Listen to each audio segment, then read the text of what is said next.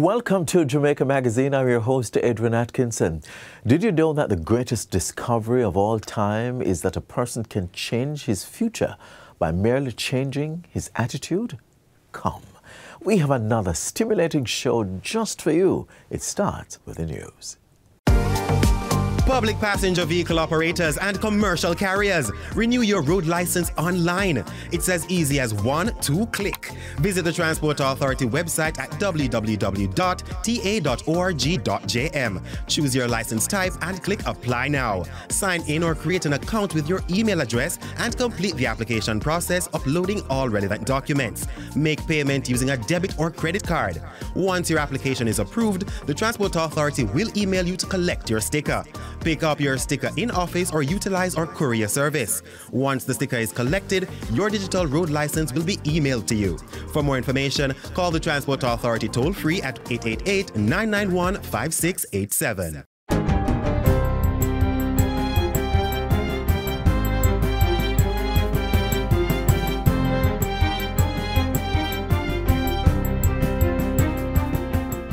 Good day, I'm Twyla Whelan, and this is your JS News for Monday, February 26, 2024. As results remain pending from the general public voting in today's local government election, the Electoral Office of Jamaica, EOJ, is reporting that 42% of the total police, military and election day workers cast their ballots in the special services voting. The law makes provisions for these groups of electors to vote 3 days before the rest of the population to ensure that they are available for duty on election day. The EOJ says the 42% turnout last Thursday compares to 41% in the 2016 local government election. It accounts for 17,069 of the 40,514 special services personnel on the voters list. Special provision was made for members of the JCF who were impacted by a delay in the delivery of their ballots at polling station number 5 at the National Police College of Jamaica on February 22 to vote at the same location today. As for the rest of the population, the EOJ is reporting that 98% of polling stations opened on time at 7 a.m., while the other 2% opened before 7:30 a.m. Throughout the day, Jamaicans have been voting in 6,726 polling stations at 2,148 locations across the island. Among those who came out to cast their ballots were Prime Minister Andrew Holness. He expressed commendations to the EOJ and others involved in ensuring the smooth operation of the elections. It reinforces that Jamaica is a strong democracy, not just in culture, but in institutions. So I think we can all say that today is a good day for the institutions of democracy. Leader of the opposition, Mark Golding, also exercised his civic duty early this morning. He expressed satisfaction that the campaign had been one void of violence. Up until today, it has been a clean campaign in the sense that there's been no violence that I'm aware of. There have been some unfortunate incidents that we all know about on motorcades. Yes. But violence, no. I'm hoping that today will be a continuation of that because we want our democracy to maintain a high standard. There are 496 candidates contesting the 228 electoral divisions and 3 vying for mayor of Portmore. This comprises 229 candidates each representing the Jamaica Labour Party and People's National Party, 4 representing the United Independence Congress, and 37 independent candidates. The election is being observed by local observer group, Citizens Action for Free and Fair Elections CAFE, and a small delegation from the Organization of American States and the British High Commission. In other news, the Bank of Jamaica BOJ says the first phase of bus fare reductions did not have as large an impact on inflation as previously projected. Bus fares for commuters using the Jamaica Urban Transit Company JUTC were reduced on January 1 and are set to go down further on April 1, resulting in an overall 50% reduction for regular fares. BOJ Governor Richard Biles says the 2-phase fare reduction is now estimated to have an offsetting impact of only 0.2% on annual inflation. Still, the Central Bank's Monetary Policy Committee is projecting that inflation will remain above the BOJ's target range until June 2025. Without the impact of this second increase in PPV fares, inflation at December 2024 would fall within the target range. While some key drivers of headline inflation, such as inflation expectations and the exchange rate, have remained generally stable, and grains prices have declined and are projected to continue to fall, the risk to inflation and its outlook remain elevated. Mr. Biles gave the update during the BOJ's quarterly monetary policy press conference recently. The governor also revealed that the bank has decided to maintain the policy interest rate offered to deposit-taking institutions on overnight placements with the BOJ at 7%. He believes this will maintain relative stability in the foreign exchange market. A different approach is being taken as it relates to the Jamaican dollar. The MPC, however, decided to tighten Jamaican dollar liquidity conditions more aggressively. The committee also decided to maintain heightened surveillance of these risks to the inflation outlook and will base its future monetary policy decisions on the incoming data related to the strength of the potential risks noted above. A memorandum of understanding has been signed between the Development Bank of Jamaica (DBJ) and the Caribbean Community Climate Change Center 5Cs to strengthen collaboration, particularly in addressing challenges linked to accessing and mobilizing climate finance for CARICOM member states. Acting Managing Director of the DBJ, David Wan, says the signing is a significant milestone in the collective efforts to confront one of the world's greatest challenges. Through this partnership, the DBJ and the 5Cs are joining forces to tackle the complex challenges associated with climate finance. We're going to ensure that our region is equipped to adapt, mitigate, and thrive in the face of environmental adversity. This collaboration holds immense promise for the people of Jamaica and the wider Caribbean. It will enable us to unlock new opportunities, develop resilient infrastructure, and foster sustainable economic growth. Early childhood educators have been equipped to better teach their students about the environment, thanks to the provision of environmental learning materials. The National Environment and Planning Agency, NEPA, provided 3 institutions with the teaching materials during a recent function at its Caledonia office in Kingston. They were presented to the Beaming Bright Sparks Basic School, the Infant Department of the St. Francis Primary and Infant School, and Marion Basic School. It is the result of a partnership formed by NEPA and the Ministry of Education and Youth in 2023. The educational resources will facilitate the students' understanding of the endemic species of Jamaica and their proper spellings. If we just look around the country, we can see the need for environmental education, how we treat our solid waste, garbage, how we treat, even respect for science. We expect this partnership to continue, and I know other early childhood institutions will want to benefit from all you have to offer. Continue to serve our nation and do our best on a global level. And finally, the Jamaica Constabulary Force JCF recently opened another child-friendly space for juvenile victims of human trafficking and other serious crimes. The facility has been established within the downtown Kingston office of the Counterterrorism and Organized Crime Investigation Branch. It is the second space to be opened by the JCF and the 10th overall under a U.S.-Jamaica Child Protection Compact Agreement, which began in 2018. The first JCF space, based at the Falmouth Police Station in Trelawney, was opened in March 2022. The areas are designed to create a warm and welcoming setting for the juvenile victims. Commissioner of Police Major General Anthony Anderson says they will help the JCF to combat human trafficking and child violence. He's urging members of the public to support these efforts and make the necessary reports of suspected cases of human trafficking to their nearest police station. And that's it for JS News Today. I'm Twyla Whelan. Thanks for watching.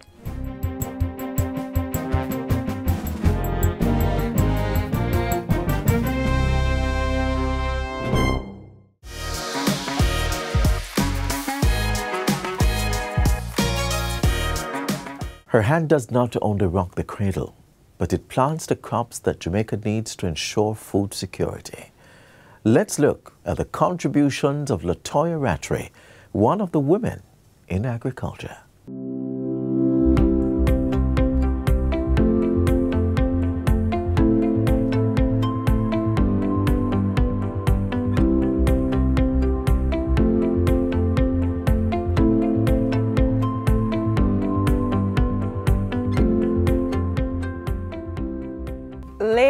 2019 into early 2020, I realized that my job security was a little bit threatened.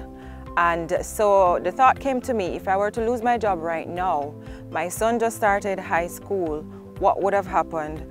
And I explored other things, a lot of other options, you know, different ways that I could make an additional source of income.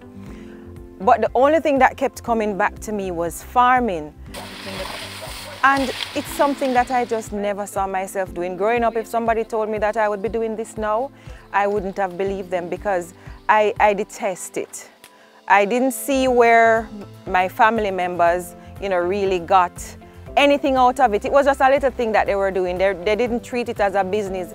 And so I said to myself, you know, I didn't want to be like them. But at the end of the day, you know, I had to be realistic because I had a thriving backyard garden. I was saying to myself, you know, that's just being hypocritical. If you can do it just for fun, why not just do it, you know, as an additional source of income? As a farmer, the biggest challenge I have to, and still continuing to overcome, you know, are the voices in my head that, you know, farming is not a viable business. It's not something that you do. It's just something you do on the side. You know, growing up, nobody aspired to be a farmer.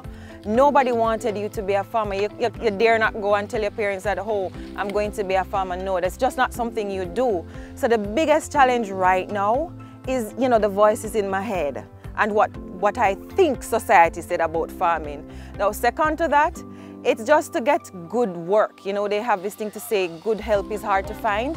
I've gone through that stage where you find some, that's not ideal, but I have to give God thanks right now. I have a team that is great. Natural sweet corn, man, you don't have to cook it, man, eat natural, man. It's not about losing your job, but really how you bounce back.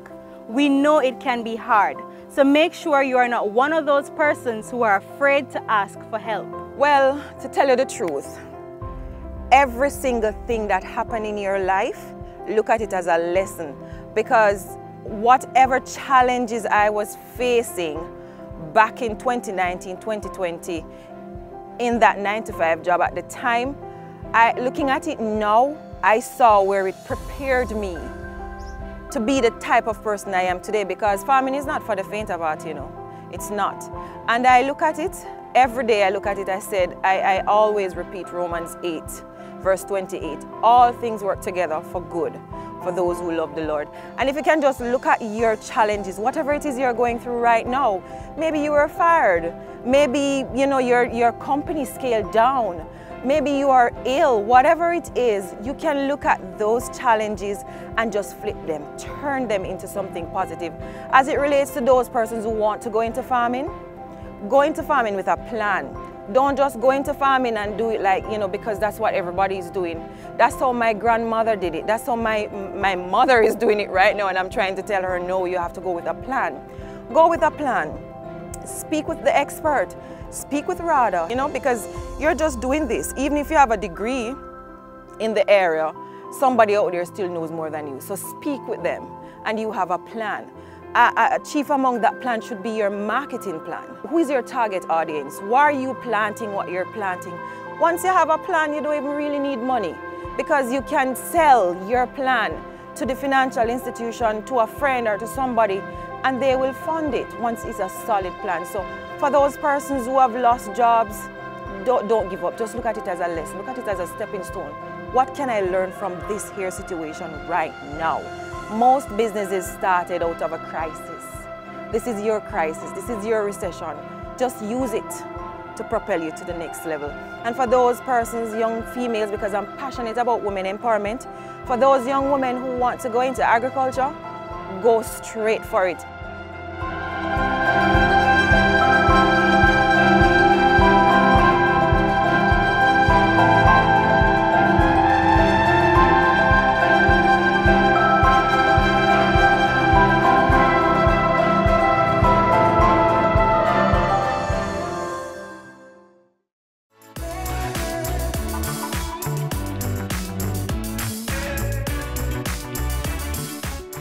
Yes, we are mid-semester, and your major focus right now is likely ensuring you have the lunch money and transport fare to get your children to school each day. But it is never too soon to begin planning for the next step in your child's educational journey. Let's hear how you can make this costly venture manageable by planning ahead.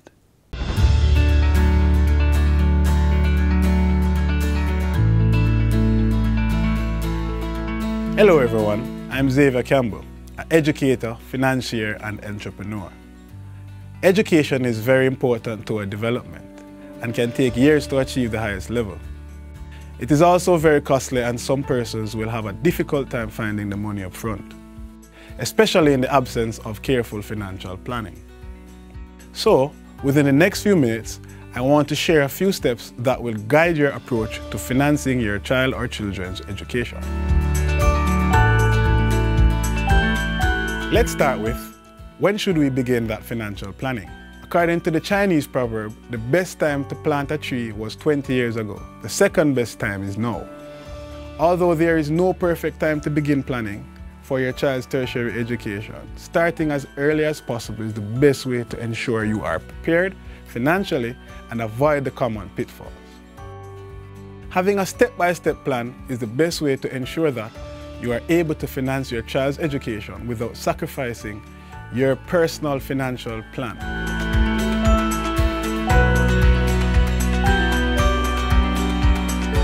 There are several things to consider when planning for your child or children's education.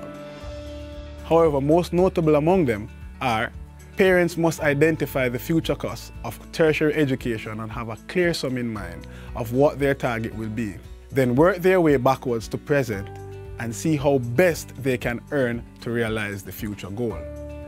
A clear financial plan should be put in place either by the parents themselves or with the help of a professional financial planner.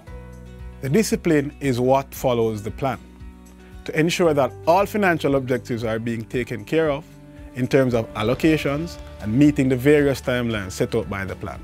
Once all incomes and expenditures remain in accordance to the plan, by the time your child reaches maturity, their tertiary education funding would have been readily available to offset the costs associated.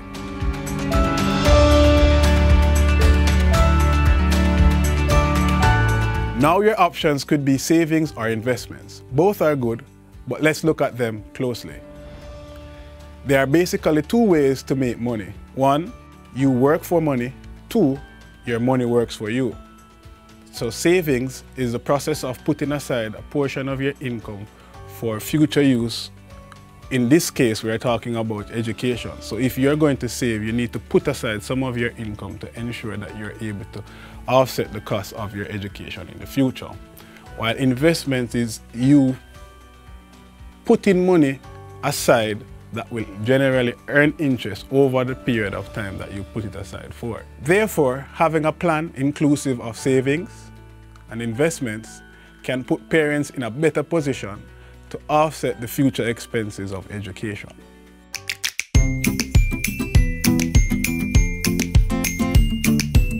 Firstly, if you're not financially literate, I would advise you to seek assistance from a professional financial advisor to ensure you are getting qualified advice that will help you achieve your goal. Here are the 5 steps of planning your child's education. Step 1, set target date. Step 2, find current cost of the education. Step 3, find target amount. Step 4, estimate the returns you can generate. And step 5, calculate the monthly contribution. Here are some additional things to consider. A partner plan is a very good thing. Creating a savings account and/or fixed deposit. Invest in one of the various educational products available from a preferred financial institution. And maintain your discipline while ensuring that the projected amounts are allocated at the appropriate time to achieve your financial goal effectively and efficiently.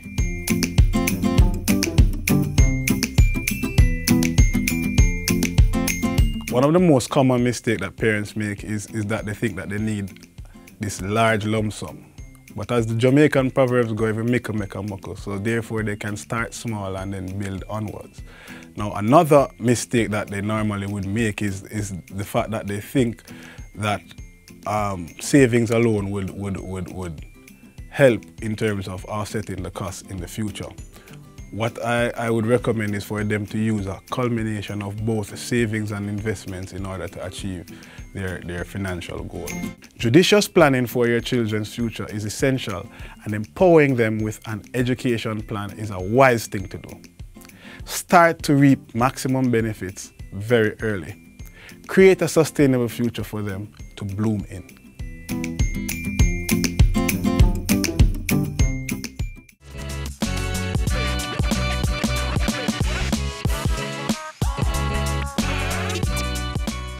An everyday occurrence that, if not done properly, can have harmful effects on the environment.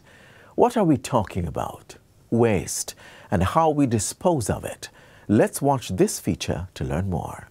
Every single day, every living thing creates waste. What's waste? It's any substance that we discard of or throw out after it has served its primary purpose. For example, after having the water in this bottle, I'll no longer need it, so the bottle becomes waste. Here in Jamaica, we create an average of over 8,000 tons of solid waste per day. We, from time to time, do what we call garbage characterization survey. This is where we actually go island-wide and take samples of the garbage and look at what make up the garbage, what's the composition of the garbage. Regardless of what makes up your garbage, if you don't dispose of them correctly, we'll contribute to air and water pollution, flooding and diseases, while influencing climate change. That's why today, we'll look at the different types of waste and the best ways to dispose of them.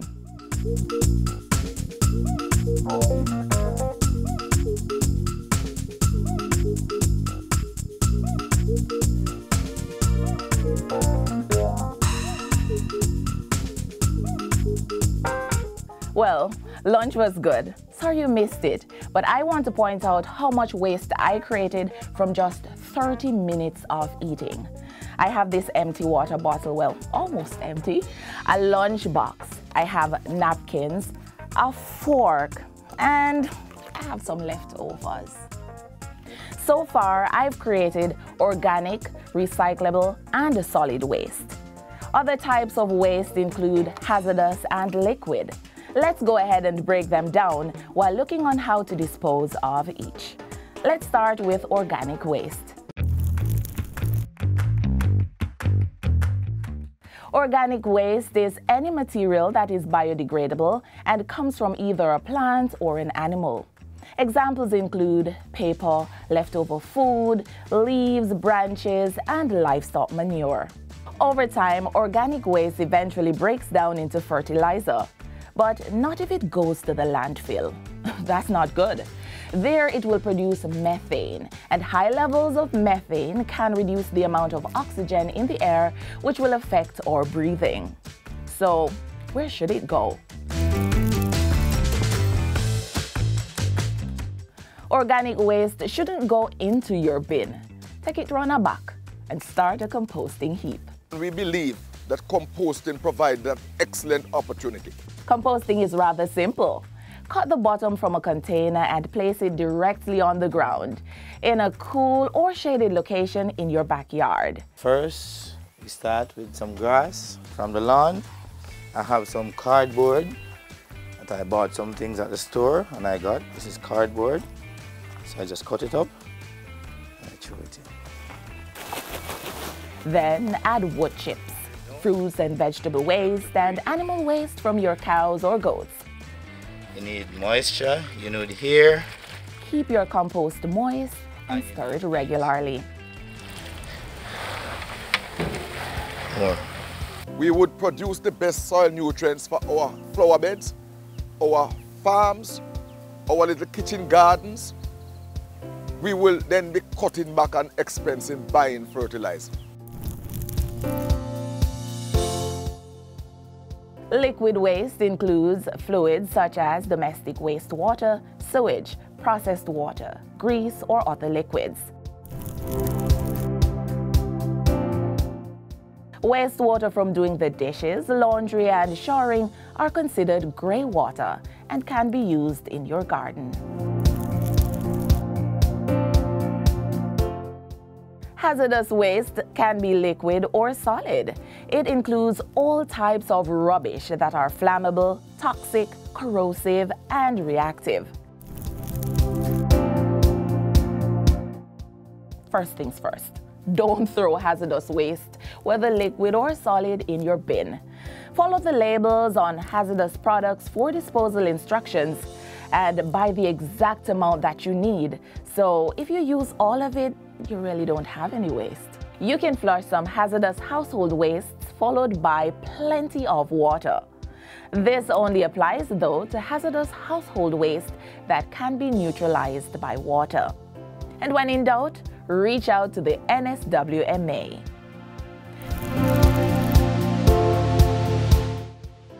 Solid waste is any tangible item that has already served its primary purpose and is discarded by individuals. This type of waste is commonly broken down into plastic, paper, metals, tins, ceramics, and glass. The good news is that most of the solid waste we create are recyclable and compostable. That's another reason it's important to separate your garbage. This way, you can create a compost heap with your solid organic waste and recycle bottles, furniture, and other solid waste. For those in terrible condition, drop them in your Jamaica and the NSWMA will be there on the double for them. And if you don't have a drum, the NSWMA will provide one under its Drum at the Gate initiative. Recyclable waste refers to all the items we can convert into products that are useful. These include my water bottle, solid items such as paper, metals, furniture, and organic waste.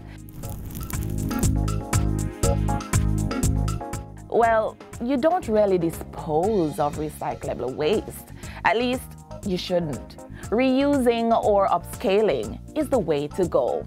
We're all responsible for the waste we create, and by separating them and practicing proper waste disposal, we'll create a beautiful, safe, and healthy environment, doing our part to make Jamaica the place of choice to live, work, raise families, and do business.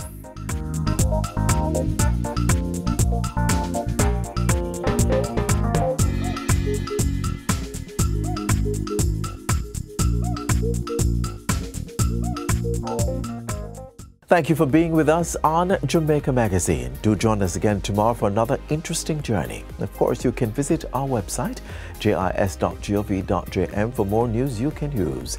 On behalf of the entire team, I'm Adrian Atkinson. Thank you so much for watching. This has been a production of the Jamaica Information Service, the voice of Jamaica.